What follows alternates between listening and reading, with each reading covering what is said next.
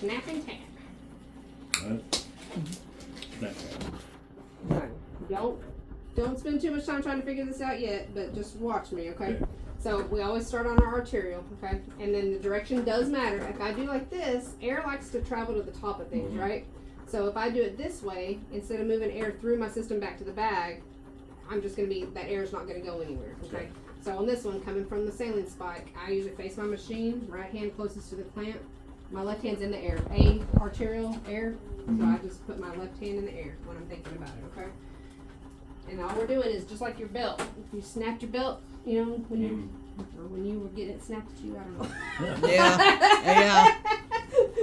And then we have this is our arterial pressure pod. It looks like a little alien spaceship. Okay. And we just take it and we tap it with that line sticking straight up because again, air wants to move up. And we just look at it. There should be a little, can you see that little pulse in there? Yeah. There's a little diaphragm in there, and you want to be able to see that. You just don't want to see big air bubbles, okay? Okay. And even the little micro bubbles, we just want to make sure we move them on their way, okay? And then they're going back up into that They're bag. going through this circuit, through the dialyzer, through the venous side, and they're coming back in here. That's why you can see that movement in there. Yeah. Because it's just continually circulating that saline through here, and any air is going back to the top of the bag. What are you looking for? Great. Okay. Now I'm going to take my dialyzer off here. There's just two little plastic deals that we just take off of it.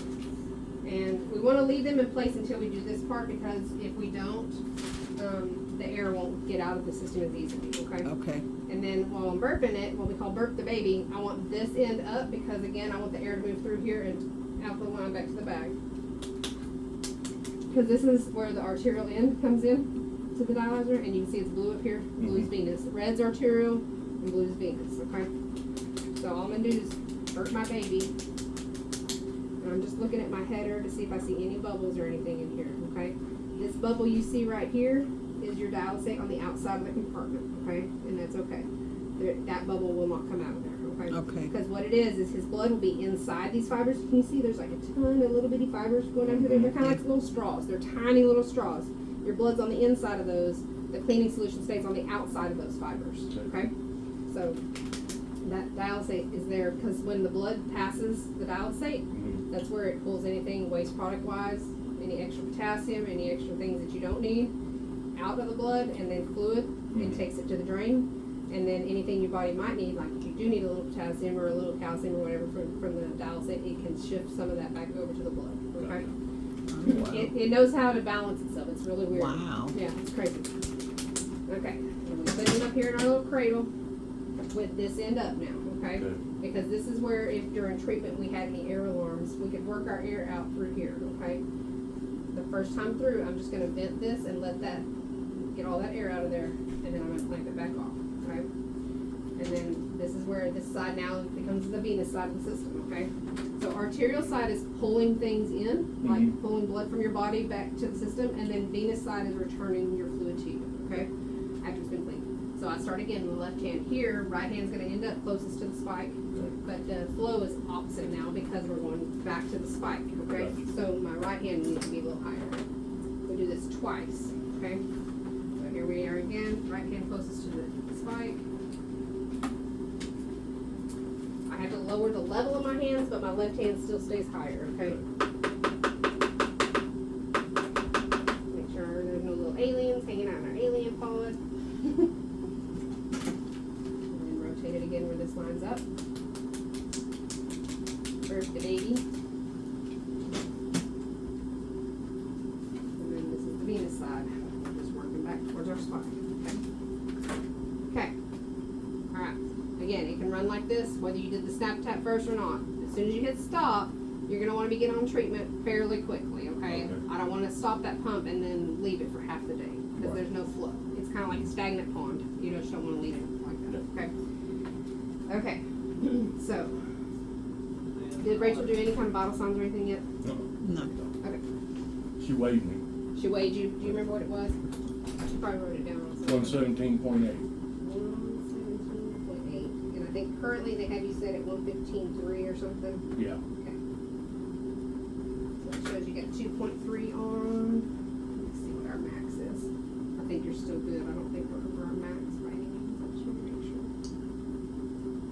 us back here, the max is a little different than what they can take on the floor. They can do up to like 13 milliliters per however much you weigh times how long you run. We can only do 8 or 10 for our max, just because we're doing it more frequently.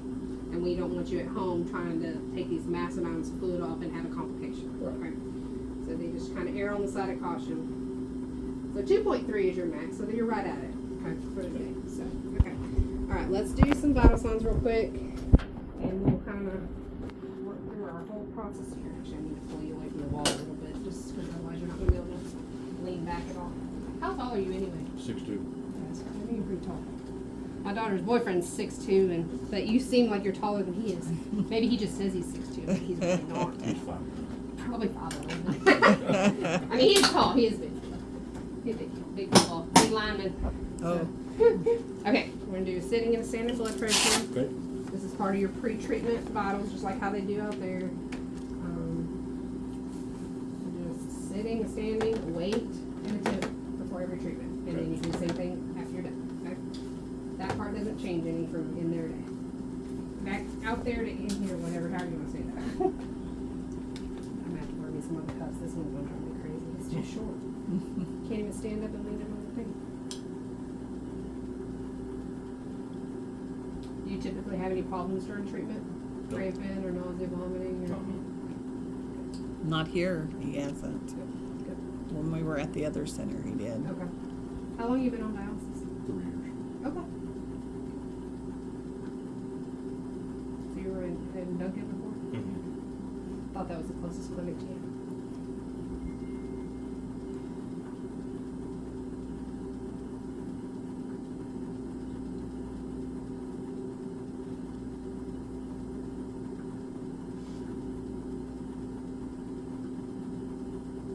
Now, do we do the sitting and standing throughout that treatment, or just the sitting? So you'll only, once he's on treatment, you'll only do sitting every 30 minutes. 30 minutes. Yeah. I mean, more frequently if he doesn't feel good for some reason, but Okay. at least every 30 minutes. Okay. Yeah. And he doesn't get up or anything though. You just take it while he's sitting there, laying there, whatever. And what's the lowest I should be? So I'm gonna have to kind of learn how his runs, but most of my patients, I don't like them below 100, 115. Like, just depends. I mean, I have some patients who run in the 90s because that's their baseline. That's all they can ever have. But those that have to have special orders, of course, from Dr. Patel and make sure they're not symptomatic. But like with a blood pressure like that, if he started getting close in the 110s, you're probably gonna want to start either turning him down a little bit, giving him some fluid, things like that, so we don't crash out. But Okay. I mean, we'll see too after a couple days kind of how he tolerates the treatment. But if he Okay. doesn't have problems out there, I don't foresee you having problems back here. Okay. Even patients who do tend to have problems out there have less problems back here because we're taking less fluid off at a time. It's a little bit gentler. The other thing about this system versus the system out there is out there it's a sodium driven model. That's how they remove the fluid, okay? So they jack up your sodium level to be able to, it's kind of like osmosis and diffusion, you know? Sodium, so the water follows it, right? Yeah. So we give you all this sodium so we can pull the water off. Well, then you go home, you're thirsty, you're basically dehydrated because we've pulled all the fluid off and given you sodium now. And so then you want to go home, you want to drink more. Yeah. Patients that are on this uses a lactate base. Okay, so you're not going to have that, us telling you so much that you're thirsty because we're not going to be jacking that sodium level up. Wow. Okay, so a lot of patients who come from in there to in here realize that over time you don't have near as much on in between triggers to even take off. I have some patients who only take off like 0.6, 0.8, you know what I mean? So in that case, that gives them the ability, I don't want to say it before we start running you very often, but most patients back here are able to have a little bit more fluid than they were able to have out there because they don't have that 2-day gap. You know what I mean? Or even the whole day, you know what I'm saying? And then they're just not that thirsty. Yeah. So, but they are able to have a little bit more than what they usually do out there because, like I said, it's just the way it works. But most patients don't feel like they need it.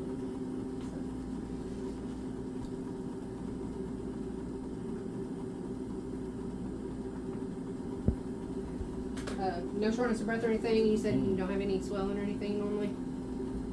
His one leg's been swelling. This one, That right leg, yeah. Ankle action. Ankle, yeah. A little bit. Okay. Okay. And any injuries or anything to that side that you know of or anything? So you said you had neck surgery? Okay. Been a long time. Okay. it's been 15 at Oh least. yeah, at least. And you said that affects a certain side, that side, okay. Makes it all weaker or just can't feel things as well, or, Weaker and numb spots. okay, okay. Any falls in the last 6 months? Yes. Okay. How long ago was the most recent one? Here. No, I fell here, yeah, I fell here about 2 weeks ago. Okay, That's all. okay. Chris, well, I'm gonna run out for a bit. Do you want me to pick you something up for lunch or? I don't know. I don't know what I want. I packed at home. I just left my lunch at home. I ran off and forgot my stuff. So I'm just gonna run home real quick and be right Okay, back. that's fine. So when you fell, did you hurt yourself? Just like kind of slip down and fall down completely, or? It was, they said, the most graceful fall they've ever seen. in their Yeah? life. Okay, so you didn't pancake face first? No, huh? it took about an hour for me to get to the ground. Yeah, it was like Yeah, slow motion, like. Yeah. Okay, but you He's didn't not have- had a dizzy fall in about, I'd say Been a about, while. about a month. What did you feel like before that one happened? I felt fine. I stepped on the corner of my shoe. Okay, Just so you turned caught around. yourself, okay. all right, That, fine. no, she's talking about it, the dizzy Well, one. well, Oh, that yeah. one, no, the one Oh. most recent, that was Oh. just you caught your Yeah, foot. he caught his Okay, foot. Okay, so the dizzy one, did you felt dizzy? Was your blood pressure low too, or just felt dizzy? We took his blood pressure after and it wasn't like terribly low. Okay, But he has these dizzy spells that okay. just come, Out of nowhere. yeah, just come out of nowhere. Like this weekend, he was a little off at times, kind of dizzy, kind Okay. of stumbling, and that's usually when he falls. Okay, So I just kind of watch him a little closer. okay. Put that one there for your arm. Okay. You want a pillow for underneath it? You want a pillow to lay it on? Got an extra one. Let's try it, yeah. Normally out there they don't have pillows, but I've stashed one away.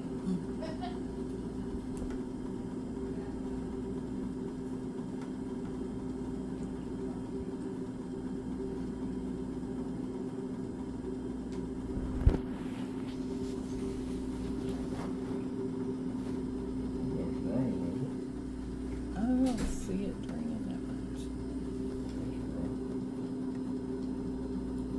That's right. Yeah, I think it just looks, Yeah. iffy.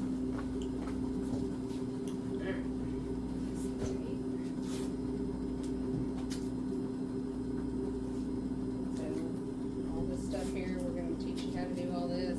I'm gonna try, if I have time today, I'm gonna try to get you in your iPad so y'all can start your little modules or whatever. Okay. Because Rachel hadn't given you an iPad yet, right? Mhm. Okay, I don't think so. I just wanna make sure. Are you already signed up for Patient Hub, like where you can see your labs and stuff? Did they sign you up for No, that? I asked him, was he, and Okay. he said no. Okay, so we can get signed up for that too. Because we'll have to use that Patient Hub is how you'll sign in to see your labs, and then also how you'll sign in to the training modules. Okay. The training modules are kind of cool because you can kind of go in and out of them as many times as you need to. Like if you've already reviewed it and you're like, you know what, I want to spend a little more time going over this or that or whatever, then you're able to do that. Given masks mainly for the catheter, okay? Okay. When we're doing, unless we're doing buttonholes on a fistula, you don't have to have them then. I'm not saying you can't, but you don't have to, okay? But the catheter, anytime you're opening and closing that, anytime you're doing dressing, we want to make sure that we wear our mask, okay? Opening and Opening, closing. Yeah, yeah. Because I was like, I clean it every day, I'm gloved up, Well, but I'm not masked Yeah, up. well, and I'll send some home with you though. It's best though, if you're ever gonna have that dressing out, it is best to wear something, just so that way we don't get anything in that, because that's tunneled right to the heart, and we don't want an infection, because it makes Yeah. you very sick, okay? Yeah. So I'll send some home with you today. Do you need any more, do you have all the stuff to change it with, or do you need some of that? No, I need some. And if you're gonna do it at the house, I don't have to do it here during treatment, as long as you're Okay. making sure that you're cleaning it good. Yeah. Okay? And if you ever have any redness, drainage, pus, anything like that, make sure you let us know, okay? Okay. But yeah, I can send some, I got the Tegaderms or any of that stuff, if you need any of that stuff, That just would let be me know. great, because our pharmacist is out, and I Okay, don't know when he's well, gonna and get it it's in. stuff I order for him now anyway, so Okay. don't Okay. worry about, you shouldn't have to go buy that unless just for some reason you run out in between times, you can see me or I can get some to you, Okay. but you should be fine, okay? But again, if you're gonna do it, then we won't even, it looks like it's fresh now, did you? Yeah. I just did it, I was yeah. gonna say, so Yeah. it looks fresh, so, okay, alright. We got your vital signs, we got our weight, okay, I think we're ready to get started. One thing I noticed, like out on the floor, see how she did her tape, stacked it? The little boy at the hospital does that. They do everybody's and stick it on a door. So when I come in, they just pull the whole stack off the door. And now we're Yeah. going So you can do that the whole week, It'll- stick it on the door. Yeah, that's what I'm saying. Some people will make themselves up like packs for the week. Like they'll put their on pack and their off pack. You know how we have like a Mhm. glove and gauze and band-aids or whatever. Yep. Someone will take that stuff and put it inside the glove, and they'll make them 3 or 4 or weeks worth of them up. They'll make them what we call burritos. You've seen our burritos out Mhm. there where we have everything for your catheter in it. Yep. So, and even if we go to using 1 and 1 here, at least once a week, we're changing out both sides of that catheter for the heparin. Okay. Okay. So I know out there they're pretty much using it probably every three times a week when you're coming. Mhm. If we're gonna do 1 and 1 and we're not having to use the catheter side, obviously if we're using that side, we have to flush it and do all the Right. things with it. But if not, we at least wanna do it once a week. Okay. Okay. His neck, Yes. okay. Yeah. Sorry. Catheter, fistula. Sorry. Okay. Sorry. I get to talk. Please don't ever hesitate. If I say something He and you're knows not all sure, this stuff. That's I okay. don't know all this that's stuff. okay. If I so- ever say anything, please make sure to stop me, okay? I don't have any problem with that at all. Because I get to talking sometimes and I forget that I do it every day. Right. It's not something you're used to doing every single day. So, okay. Mask on. So we're a mask, and then we hand sanitize. I always want to put your mask on before you do these things. You touching him and stuff like that, we want to make sure we're wearing gloves. Mhm. If you're cannulating yourself, most people prefer to just wear gloves just because sometimes when we're doing connections and stuff, sometimes there's blood. Yep. I mean, it's your own, but it's not going to hurt anything. And if anything, it's just going to help keep from getting anything infected at all. Okay, so some people will put one on both hands. If you're going to have her helping you tape and stuff like that, you may not need one on the other hand if you're cannulating, you know what I mean? We'll just kind of figure out the whole process while you're here on how you want to do things. Okay. So, and we may try it one way and be like, I don't like that at all. We're going to try it a different way. Okay. Okay. So that's fine. That is totally fine. I'm teaching one patient right now to try to do his solo. And so we've really had to like think outside the box on a lot of stuff because we don't usually do solo. We don't prefer it that way, but this one doesn't have a choice. And so it's either that or he's coming back in the center. So we're trying to make it work for him, but if we can't, then he'll come back in the center. So, but we don't like to have to do that. We want to try to keep people as independent as we can. I'm going to keep that set there because if you just used that yesterday, we shouldn't need it. These two are from the machine. Okay. Let's get your needle in first. Okay. And then that way it tells me how many of those I need to open. Okay? So, and then we'll do this. If we get 3 successful times with one and we have a spot 2, we'll start trying to get the venous one there too, okay?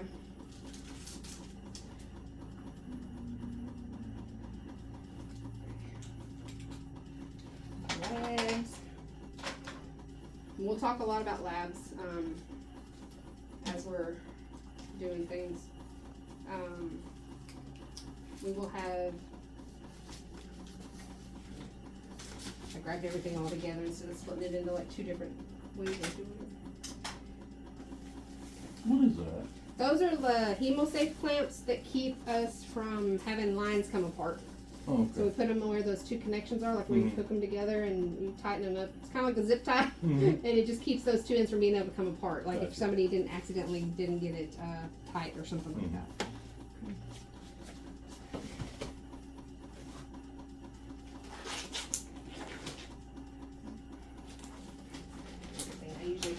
I usually use the bag that my cartridge comes in, and I use it as my trash bag.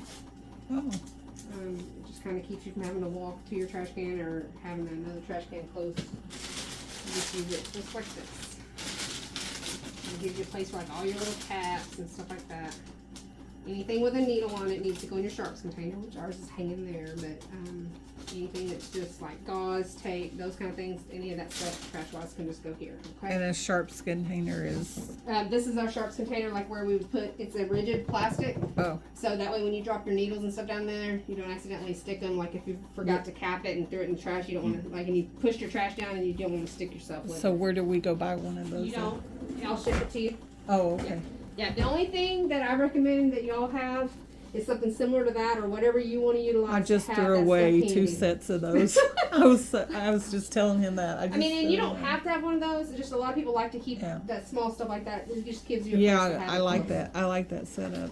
Okay. Alright, let's see what we got going on here. I just wasn't using them no That's more okay, and just yeah. threw them away. Oh. Hey, do it. Did I put them in the garage, maybe? No, but there's, in the kids' bedroom, Mhm. there's that one, Oh, that's right, that gray one. Yeah. Mm-hmm. Yep. and it ain't got nothing in it that needs to be. Children books. Yeah. Alright, I'm gonna try to come down on this end of it to keep that point as much as I can out of that bend of your arm, because it's easy enough to accidentally bend it during treatment, and that doesn't feel good. Alright, so make sure we clean that area good, okay? We use a circular motion from about where we're gonna stick and just kind of work our way out like a bullseye, work away from where we're planning on sticking, so that way we don't bring anything from out here back to the cleanest spot, okay?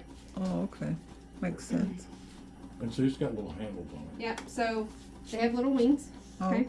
There's little grippies on the back side, okay? And then on the front side, you can see what size the needle is. We start with 17 gauge and then work up to either 16s or 15s, depending on how much blood flow rate we need, okay? Okay. This is just our safe needle device for when we pull it. I'll work with y'all on that. And then it's got a clamp and a cap.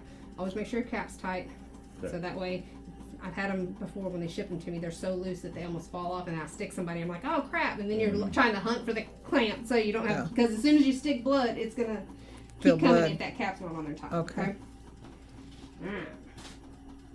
So I'm just finding the 2 edges of his fistula, and I just kind of use it as a guide. And you're more than welcome to stand up if you need to. I'm- You're more than welcome. I'm filming. That's fine. Come You're around fine. on this side. Yeah, or I'm you not can come over sure. here. Yeah, wherever it makes it easier for you. You're perfectly fine. So what I'm doing is I'm finding the 2 edges of his access here, okay? And you can almost even see it standing up there. But I'm Yeah. just finding the 2 edges so that way when I put my needle in, I want to be right in the middle of that, okay? Yeah. And I use this finger as like an anchor. All right, you ready? Yep. 1, 2, 3. We get in it, and you see our flash of blood right there. Yeah. And then all I'm doing is just leveling off and advancing my needle, okay? So you're still okay See? until And it then- goes all the way in. Mhm, yeah, you want it to be pretty close to the hub there, okay? Okay. The hub is that white part on there. Okay. Okay. And then I'm going to take a piece of tape and I'm going to put it across my wing. I'm going to take this off. Normally if I had 2 needles to stick, I'd leave that, but I only have Okay. 1. So. And that little tiny white thing is called a hub. The white thing's the hub. The silver part is, of course, your needle. Uh, These part here are called our wings. Okay. And then there's our tubing. This is our safe device for when we get ready to pull needles. yeah. Clamp, of course, and cap. And cap. Mhm. Okay. And then after I tape that down like that, we're just trying to make sure this is secure so it doesn't slide back out of his arm. Yeah. Has arterial pressure, so if we don't tape it good, it can push it back out, okay? Yeah. So we do what we call a chevron or crisscross. And I always leave my tab on the upper end, like the last thing down, so that way, or some people like to put tabs on both sides, and that's fine too, it doesn't matter. But you just want to be able to get a hold of that tab when you come ready to take them off. Okay. It makes it a little easier on you. Okay. Okay, and after I do that, that's the one that had the ointment on it. I see it. I grabbed the one for your calf care instead of the other. We'll usually take a 2x2 and stick it over that hole, just like this.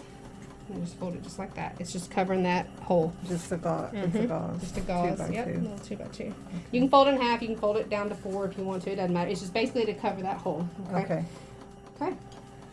And then I'm doing labs. So labs are always going to come out of our arterial side, whether we're Okay. using our arm or if we're using 2 on the catheter, come out of whichever side's your pull side, okay? Do you have to run reverse normally out there or no? Did they ever No. tell you? Okay. So they do red, red, blue, blue. Mhm. Okay. So, but wherever his arterial is, whether it's his arm or his catheter, that's where we're always going to draw labs from. Pre and the one post-treatment too, okay? We're not drawing a post today because we're going to do that on the 16th or whatever, okay? But all your labs pre would come from your arterial, okay? Venous side, the blue side, is where we put our heparin to heparinize yourself so that way you don't clot the system off. We use not nearly as much heparin back here as they use on the floor. I saw out there they like give you a bolus and then they're supposed to give you some like halfway through treatment or something. You shouldn't need that with this. Okay. It's just the way the system works. But we'll watch it. The bolus dose I'm giving you is even reduced from what I think they give you out there Okay. because you're only going to get 3,400 back here. Okay. Dosing's just a little different. And we'll be giving him the heparin each time as Uh-huh. well. Yep. Unless we have a procedure, like if you have to have surgery or you have that catheter removed at some point, we might hold heparin for a day or two after just to make sure we don't start something bleeding. Okay. Or if, like you're going to have like a colonoscopy or, you know, anything that might be an invasive surgery type procedure, Yeah. we want to stop it. Okay. Okay. Okay, so always make sure, see, there's those stupid New Yorkers calling me. Make sure we're clamped before we open our cap or you're going to have blood everywhere. Okay. Okay. And while we're talking about labs, I'm going to show you. So and I know you've probably seen these colors, but I want her to see them. So the gel is what almost everything that we draw, like potassium, phosphorus, all those things go in what we call our gel tube. See, it's got gel on the bottom of it. This tube here, once we draw a lab, has to sit for 30 to 60 minutes and clot. And I'll show you what it looks like once it clots. Okay. But you always want to start with your gel first. Then you draw your purples because they have a little bit of additive in them to keep them from clotting. Because that's like your hemoglobin, your CBC, and the purple one's going to be what we call that PTH, that parathyroid hormone level, or your hepatitis B. I am not drawing your hepatitis B stuff today because I know they just gave you a vaccine like 2 weeks ago. Yeah. And if I draw it now, it's going to come back positive and it's going to be a false positive. So I'm going to wait until we do the lab at the middle of the month, and I'll draw your hepatitis stuff then and give you your third vaccine. Okay. This clear one is what we draw an aluminum in, and it's only done twice a year. Okay. So you're going to be trained to do your labs and stuff at home. Okay. And we give you, like at doctor's clinic, like say September doctor's clinic, I would give you the tubes that you need to do October's lab draws, and you do them the first week of the month. Okay. And we'll decide on what day you're doing them based on your treatment days. And then I can only print labels like 9 days early. So sometimes I have to mail you the labels. Okay. So every once in a while it works out where you're here within that time frame, but most of the time I have to mail them. Okay. Okay. So do you throw that cap away every The time one that you was take- here, yes. Yeah, Okay. you're gonna throw it away. Okay. Yep. And then we're gonna just pop this on here. Once I have my Vacutainer on here, I can unclamp this, okay? And then it's just gonna fill. And we're gonna let it fill until it stops filling, okay? These fill about 3/4 full. You can see it stop filling now. Yeah. Okay. Then just pop it off. As long as you leave this Vacutainer here, you don't have to worry about clamping that. If you get ready to take that off of there, make sure we're clamped, okay? Okay. So with us just changing to the next tube, it just pops on there. Don't ever stick your finger inside this clear tube while that thing's on there. That's a needle under there, okay? Oh, Under that okay. rubber stopper, it's a Okay. needle, okay? Okay. This one fills about 3/4 full too, but these little lavender ones, they only fill about a quarter of the way. They don't hold a whole lot. Okay. You'll see that that's about it. Okay. Oh, okay. And then the clear one, it fills up pretty much the whole way too. Like I said, you're not gonna have clear one but twice a year, but it fills most of the way up. Okay, cool. And then once I'm done with that, I'm gonna clamp this back off so I don't forget to clamp it, okay? And then I'm just gonna put you one more piece of tape here just to be secure with that, okay? And that clamp, will you show me how to do that? Yep, so to open it, you just flip it up, and to close it, see where the little angle is here? Yeah. If you try to do it right in the middle, it makes it really hard to clamp. Yeah. But if you'll clamp it closer up here to the top, it just pops in right Oh, underneath okay. that little Oh, deal there. simple. Okay. But the closer you try to do it in the middle, I've had people they're like, I can't get it to close. And Okay. it's you got to get closer up there by the Okay. by that right there. Makes Okay. sense. All right. Okay. And then these, once we've drawn them, we want to invert them about 4 or 5 times so that those purples mix up with that additive. Okay. You don't want to shake them. Just gently invert them, because if you shake them a whole lot, then it can mess up some of your blood cells. Okay. Oh, okay. And then once they do, you'll be given like a little stand. Yours won't be quite as big as this one. And we'll just let them stand. I'm going to show you how to label them and everything here in a minute, but I'm going to let them sit there for just a second, and we'll go over those once I get you on. Okay? Okay. All right. All right. Now for your catheter, I need to sneak these last couple of these. Okay. And this guy. Okay. I'm going to let you move your hair back for me because I don't want to get you. Oh, maybe I'm going to let you move your hair back. This thing, I got you on this short leash over here. Okay. Alright. Man, they could have given you a better. So we're not gonna mess with that though, right? What's that? That. This? Yeah.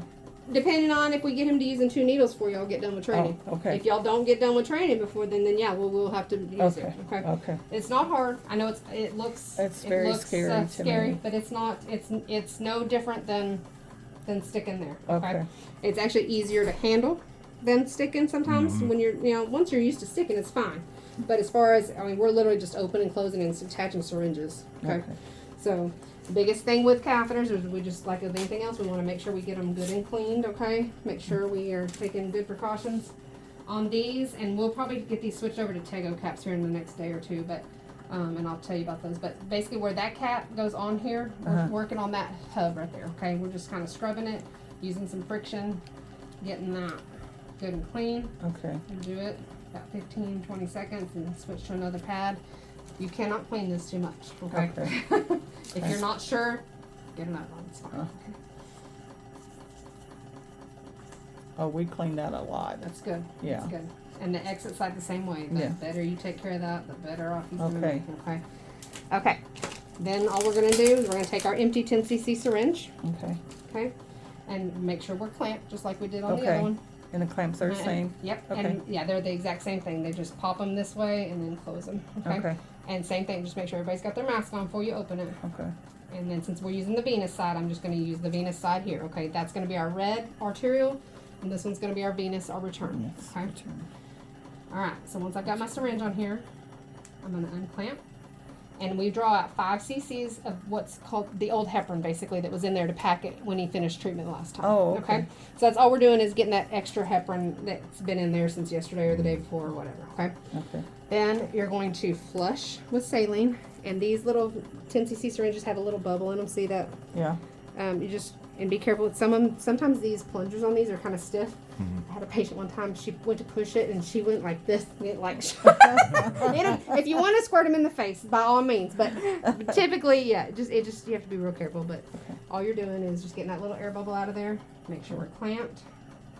This you can just toss. That's the other reason why I like that bag close by. And then unclamp. We always want to pull back first, just to make sure. See, there's a small little bubble here. Oh, yeah. And then if you just kind of flick it like that, it'll go to the top. Okay. And then just push, but stop before you get to that little bubble, okay? Can you see Okay. that? Yeah. And if you keep your syringe kind of facing up, the bubbles will stay at the top of your syringe. So, Whereas if you come down here, they're gonna see it Yeah. to the top that Okay. way, okay? yeah. So when you're doing it, just push and then stop before you get to that air bubble. Okay. Okay? And now on the venous side, we're gonna push our heparin, okay? This is to keep that system over there from clogging, okay? So, clamped. Take out. Screw this one on there. I'm going to do the same thing I just did with my syringe up. I'm going to pull back just a little bit. I'm not talking about, I don't have to pull a whole syringe full of blood. Just Yeah. enough to get that little bubble out of there. Yeah. And then flush that down, okay? Okay. And stop before I get to my bubble. Okay. My needle that I took off of there, that's the kind of stuff I was telling you, just put it in your sharps container. Okay. Okay. Alright, so now we're ready to hook up our lines, okay?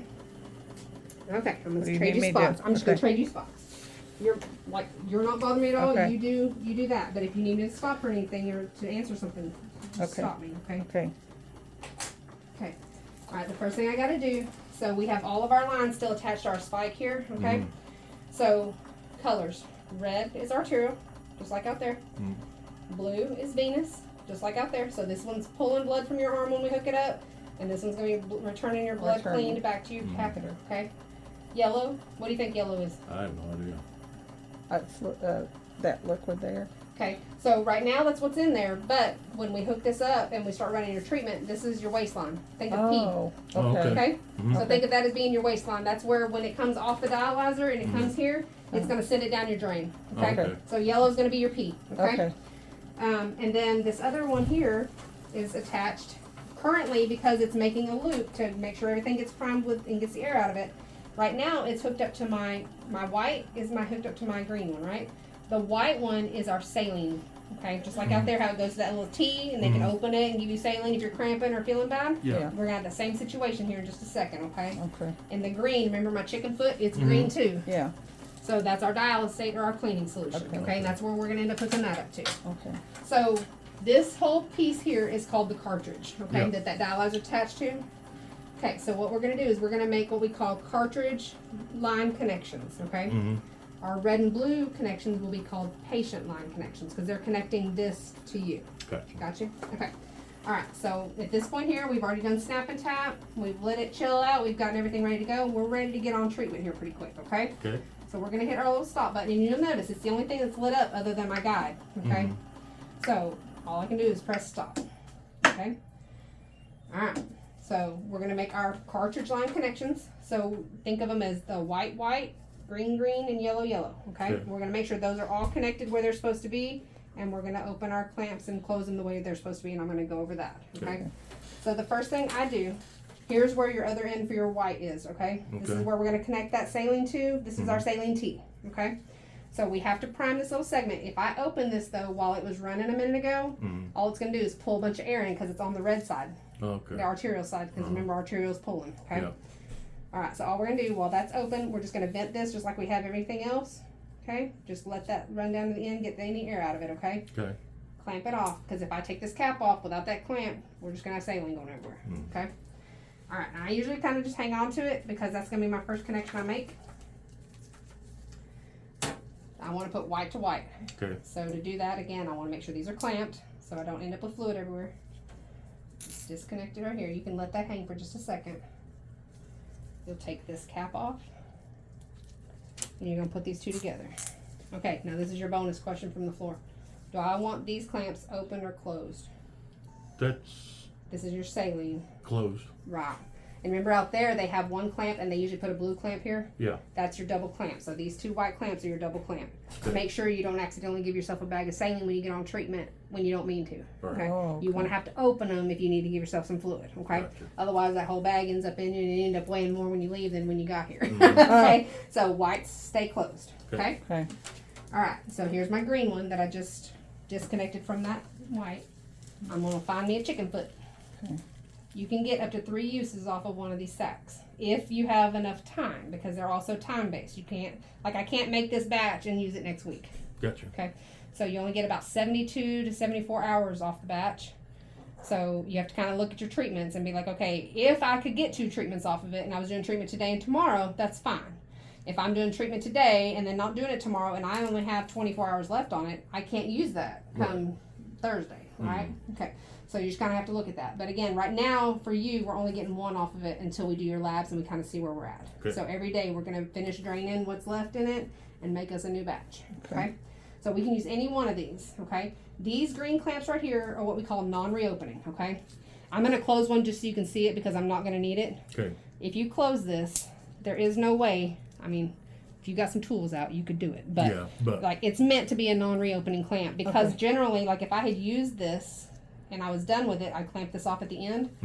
That's serving as, you're good, I'll get you another. This is serving as my clamp and I can't use this anymore, okay?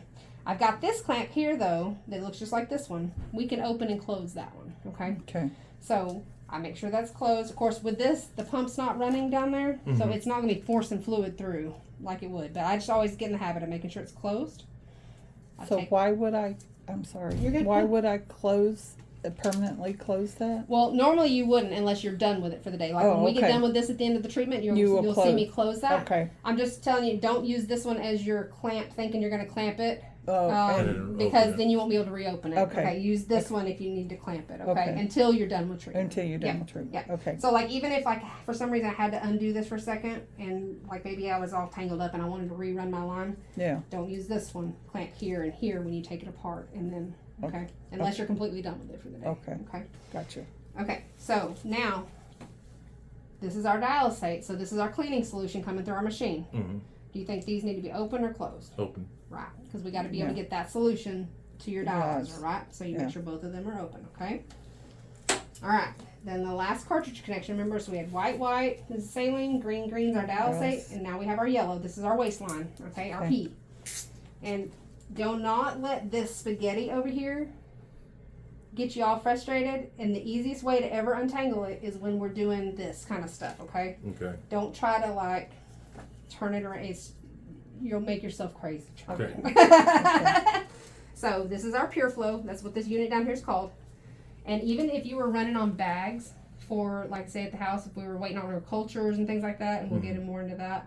If you were using like your express bags, which are like the ones that would hang up there, instead of using the Pure Flow, you could still drain through your Pure Flow, unless for some reason you don't have it hooked to your drain. Okay. Okay. They also make what we call drain line extensions. So if you're traveling and you only take this top part, because you don't take the Pure Flow if you travel, you just take the cycler.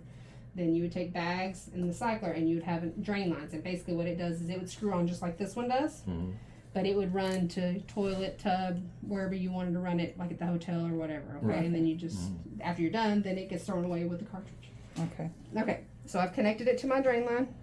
And again, this is waste going out the drain. So do we need to be open or closed, you think? Open. Right. Open. Otherwise, it has nowhere to go and it's just going to build pressure up in your system, Yeah. right? Okay, cool. Now, we want to, before we do patient line connections, we want to make sure we set our machine for how much we're going to use for fluid removal and how much cleaning solution we're going to use during our treatment, okay? Okay.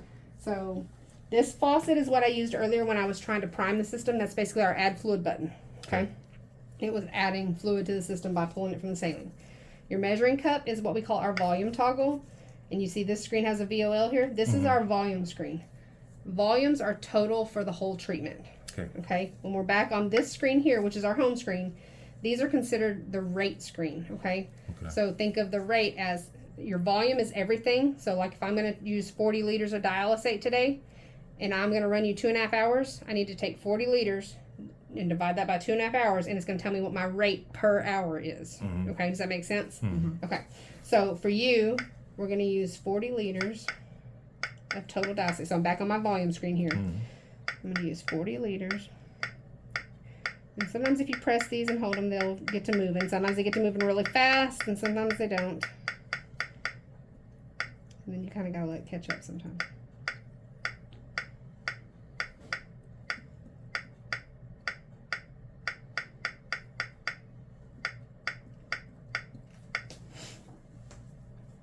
Okay, 40 liters. And then what did we say? We had 2.3 on today.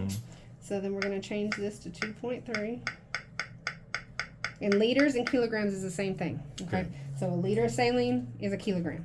Gotcha. Okay. That's why we measure in metric like that. Well, that's why we use kilograms. Okay. All right. So 2.3 liters. Okay. Go back to our rate screen now. Okay. So if we did our math and see there's a little time up there, it looks like it's at 4 hours. It's because we don't have our rate quite set where we need to. Okay. So if we're just doing our math and our 40 liters divided by 2.5 hours, 16 liters an hour. It needs to be our rate for our dialysate. And again, these are color coded just like everything else, okay? Yeah. So the green, this is our dialysate that we're using. The yellow, that's going to be how much waste we're removing. And then this red one is our blood flow rate, okay? Okay, so then like on our ultrafiltration or our waste, we were going to try to do 2.3 in 2.5 hours. So it's going to be somewhere, and we usually have to add like 1/10 of a point to this. So like if you add 0.1 to that, and I'll tell you why here in a second. But so we should be around 1.02 for this rate to get the time where it's supposed to be about 2.5 hours, okay? The reason we add that 0.1 is this machine, like the ones out there, I don't know if you've noticed, the ones out there, you know, they have what they call online clearance tests, and you'll hear them every so often, they go, beep. You heard those? Or you see the little yellow light come on for a minute, and then it turns back to green? They're doing what they call online clearance tests, which is just making sure that that you're going to meet your goals based on how long you got on. It does a few little like system checks and stuff like that during that time period. See, we're pretty close, 231. So we just bump it up just a little bit more. We want this rate to be the lowest it can be to pull your fluid off in the amount of time. Gotcha. So like I could crank this all the way up to 2, but then I'm going to take 2 liters off in an hour. And then you may be cramping, you may be feeling bad. I'm gonna feel like crap. So you don't want to be doing that, okay? So to get it to where we're at. But the reason we add that 1/10 of a point is because it's going to add about 7 to 9 minutes to your time when you first start, just for those tests. Because during those tests, it's not cleaning, it's not removing any fluid. So it wants to make sure you're going to get 2.5 hours of actual dialysis, okay? So it may end up being 2 hours and 39 minutes total, okay? But 9 of those minutes, you're not doing anything other than the test. Okay. So that's why I teach y'all to do it that way. Okay. Because if not, and I set it based on that 0.93, you're going to be at like 239, and then it's going to add 9 minutes, and then you're going to be running a total of 2 hours 45 or 250 or something. Okay. Okay, and then for you, since we're starting off on a new fistula, and we're pulling from it, so I'm not overly worried about it, but I kind of turn this down just a little bit. Normally, we start at about 200 and work our way up once we make sure our fistula is mature, okay? Okay, so we've got everything set in here now, okay? Yeah, we've got all of our lines, okay? So we've got all of our lines. We did our cartridge connections. We set our goal, okay? Now we want to do our patient line connections, okay? That's our red and our blues, okay? So red, we want to clamp both of those before we open this, otherwise saline just gonna pour out of the bottom. So we take our red, and we're gonna take it right over here, because today we're using this one for his arterial, right? That's our pull. We screw this on here, hold the wing and screw that part. That part right there rotates Okay. from the rest of the thing. Oh. So if you hold the wing and hold this and make it snug, then you take this little guy. That's our little clamp, just to make sure this connection cannot come apart, and you just squish it together. When you ready to take them off, you just pop it off the line. Oh, okay. Okay, A little and then you zippy can guy. move. It's kind of like a little zip tie. Yeah, it's like a better word I have for it is a zip tie. Okay, and then I'm gonna put this. That's just to secure it, make sure This it's is just double. secure it to make sure there's no. Well, this is gonna keep it from pulling on him while he's on treatment. Okay, and then we can use this little clamp as a, like, to keep it from moving too much. We can also put another piece of tape here if we need to, whatever we need to do. And like those air bubbles that are in there. They're moving that They're way to moving the up deal. to And there. then you may have a tiny little one right where you make that connection. Mm. That's not a huge ordeal. Now, if you have a bubble in it, you know what I mean, we want to make sure we do something else. But like, you may have one or two, like little tiny ones right where you make those connections, just like with that syringe. Yeah. So.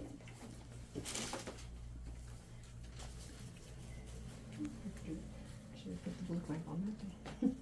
Same thing, just screw it on tight. Sorry. No, Okay. you're fine. You do what you need. Same thing I did over there, and then just open those clamps, okay? And then this one here, I can put it in the same clamp over here. You don't have to use a second one if you don't want to. Oh, okay. I'm gonna throw this in the sharps, because remember that little guy in there There. will get you if you stick your finger down in it. Well, you know I am. You're Yeah. gonna try it at least once. Okay, and before I get ready to just start everything, and this is where you'll learn that you can kind of multitask a few things, because like he can be starting to get his blood pressures, and you know, while you start the machine, we want to hang these on here at least for right now, just to cover these spikes where we took those red and blue connections from, and then that's going to be our syringes at the end that we use to flush back, and I'll show you. All right, so we want to open this up here. Okay, we're ready to start treatment. If we're using our Pure Flow, we always want to start it first, just so the flow starts through here. If I start this first and then take a minute or two to get that turned on, it's going to yell at me saying there's no fluid coming through that line. Okay. So I'm going to press start on this here. There's a green button and there's a go and a stop. Okay. And then these up and down arrows, we'll kind of talk about what some of them do, but there's nothing for those to do during treatment. Okay, so it says the batch is, it says it's paused. Time remaining 46 hours, 35 minutes. So we've got plenty of time to get this treatment in, right? So we're gonna hit go once, and it says configure to use batch. You press it one more time, and it now tells you that that batch expires in 46 hours and 35 minutes, and you can hear that pump running, right? And then we're gonna hit go on our treatment. The kidney is your go button, okay? And then we're gonna start seeing some pressures come across the machine here. Arterial, A is arterial, B is venous, E is effluent or waste, okay? And they're color coded too, usually, like pretty close. I mean, your A for your arterial, E effluent, okay? And then if our arterial pressure, we'll talk a little bit where pressures are gonna stay, but with a 17 gauge needle, I can't go over 250 blood flow rate, okay? As we increase to the other sizes, we can go up a little bit on that blood flow rate. If you were using just your catheter, I think your normal prescription is like 400, but we're just watching our pressures here and making sure we're good.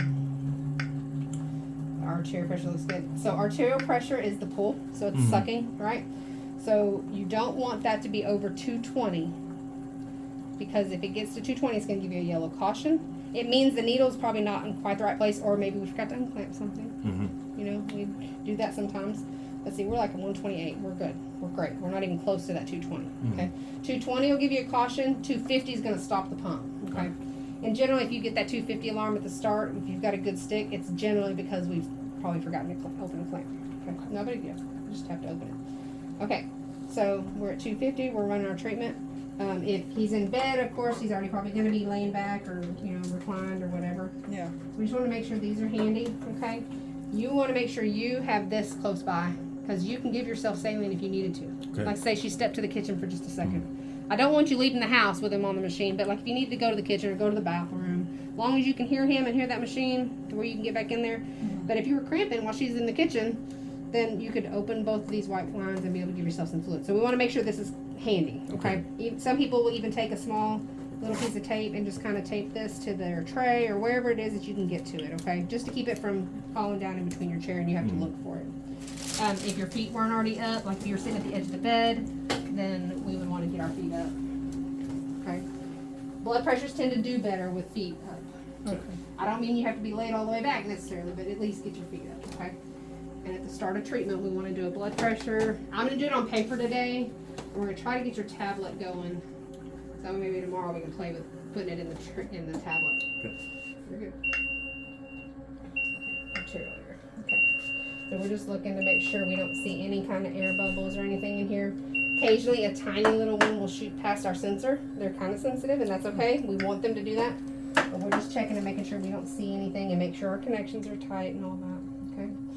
So to acknowledge an alarm, a red alarm, you have to hit the stop button. Okay. And then it'll give you the option to restart your treatment. Okay. And then if it's still alarm, you can use the mute button too. Okay. Okay. We're gonna do tons of that. So don't feel like I know. So the bubbles that are going in that white stuff, it's just going up into that This one bag, here, right? Yeah. these are actually going to your waistline. That's your waistline. Oh, okay. Yeah, so it's going in the dialysate segment here, and then this bottom part is where the waste comes out and goes down the drain. Okay. Yeah.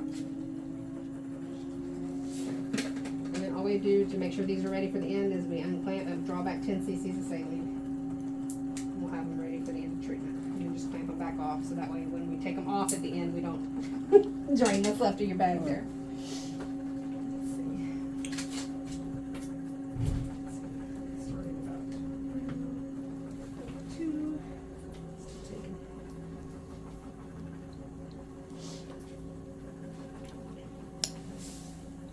You set a vital signs when you get on, just like how they do out there, and then every 30 minutes. Some people choose that it's easier to do it at your tablet's going to tell you when your next ones are due.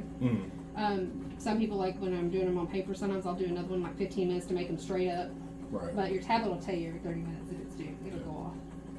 So, I'm probably going to go ahead and do another one at 1 o'clock just to get us on the 1 and 1:30 kind of situation.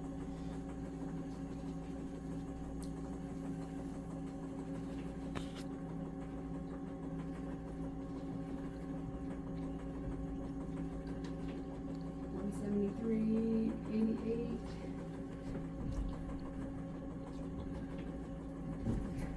I'll get my treatment sheet. Are you comfortable? Mm-hmm. Did you bring a blanket or anything with you, or are you hot, cold, anything It's different? kind of warm here. Are you warm? Okay, I have a fan if you want me to turn the fan. Actually, you know what? Let me go turn the air down. I had a patient in that other room. That other room is 15 degrees colder than the rest of the place. So when he was in there, I had to turn it up, and I forgot to turn it back down. So I'll go turn it back down. Okay. Okay. Alright. You good though? Other Yep. than that? Okay. Okay. That's all we're doing right now. And when I come back, I'll show you what we're gonna do with those labs. Okay. And stop it. What is it?